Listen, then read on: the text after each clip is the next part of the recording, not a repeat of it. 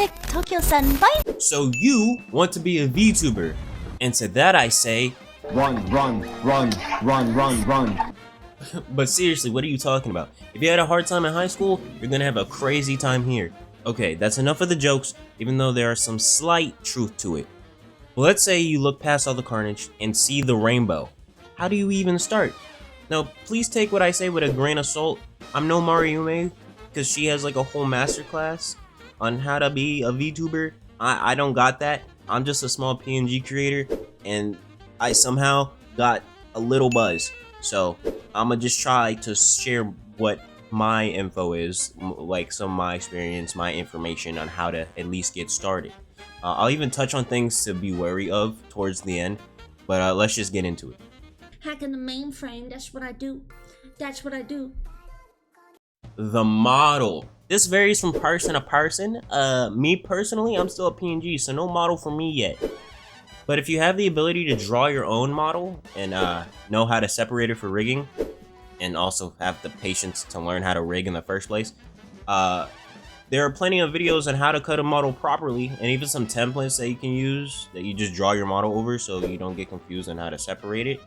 And of course, a lot of tutorials on how to rig as well. Learning all this stuff though can be a bit daunting, so a lot of people start off slow with a PNG. Me personally, I use VTube for my PNG, which is what you're seeing now. I'll link it in the description, along with a bunch of other resources you can use to get started. So that's there if you want to go check it out. And some people are also using a thing called PNG Plus, which it's still a PNG, but it's slightly more animated due to the parts of the PNG being separated, similar to how a live 2D model is.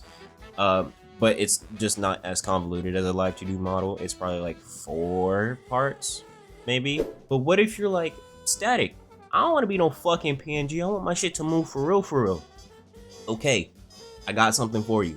I don't have a personal experience with this program, but a lot of people do recommend Vroid as a good start for VTubing.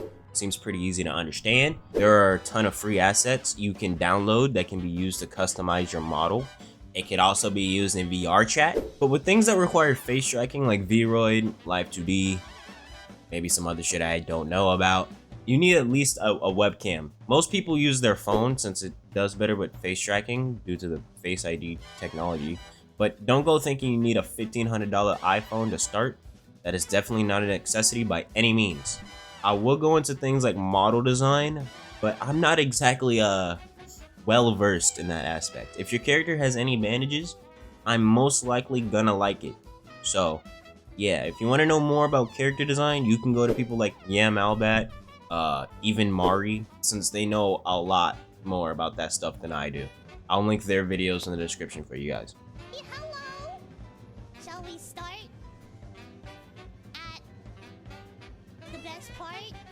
The debut. Me personally, I think it's overrated when you're literally just starting out as an indie. If you're a part of a group or a corpo, that's vastly different. But debuts for an indie is something I think shouldn't be very important, especially when you're just starting out, like new. Debuts seem to build a sense of expectation, and when you're trying something new, I think everyone should go into it without a high expectation. Last thing I want is for you to debut and then no one shows up, especially if you worked really hard on it.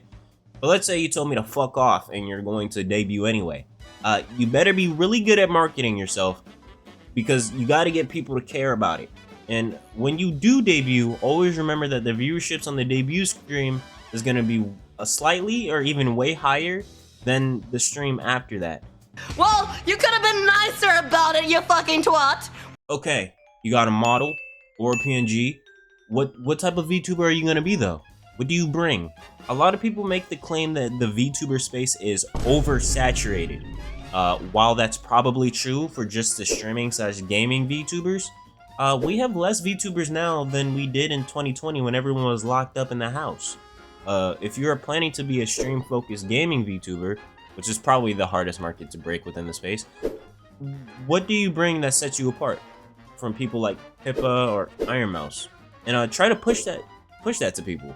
You could be an absolute god at rhythm games. You could be a speedrunner.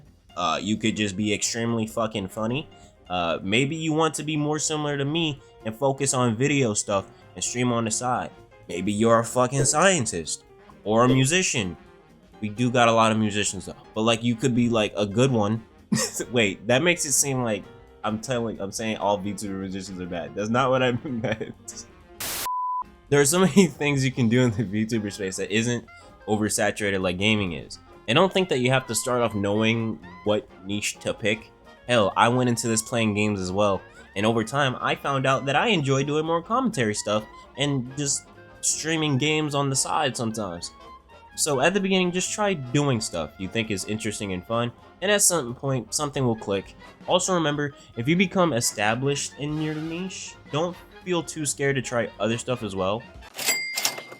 Okay, please take this with a handful of salt. I am not an expert in marketing. You could probably find someone else with a better video than me on this topic, but I'm going to try to help regardless. Just try to put yourself out there. Twitter and TikTok is what seems to be the norm, but VTubers are also starting to abuse YouTube Shorts so that people know of their existence. If you're a VTuber streamer, tell people when you're going live, and when the stream finishes, collect clips and post them. If you're a YouTuber, promote that you uploaded a new video. You could be in Discord servers with a self-promo chat. Don't be an asshole and post links in random chat. That's a dick move. It could be on Twitter. Yes, this is a lot of work, but you have to remember that VTubing is a form of content creation and entertainment. The workload can be brutal at times, especially when you try to do a combination of both like I do, but eventually it'll pay off, trust. Burnout. This is something that's gonna hit you hard and fast if you don't pace yourself. While I may brag about being a workaholic sometimes, I also do take breaks while I'm working so it never feels like a burden or boring. If you're planning to go into this with a work mentality instead of a hobby, take a break from editing or making videos for a few minutes. For me, I sometimes pick up my guitar and play a few songs in the middle of editing as a mental refresh. Some people may draw, some people may read. Weirdos might touch grass, I don't know. Whatever relaxes you, try to give your brain a break. For streamers, you're a little bit different because, you know, it's live, so you can't. I would just say sometimes don't stream every day of the week. Maybe give yourselves like 3 days out of the week to stream, maybe even 2. To just pace yourself so you're not constantly on air. You feel me? Numbers. Numbers is something I see a lot of people fret over. I personally don't care much for numbers. Don't get me wrong, I'm very grateful for how much I've grown.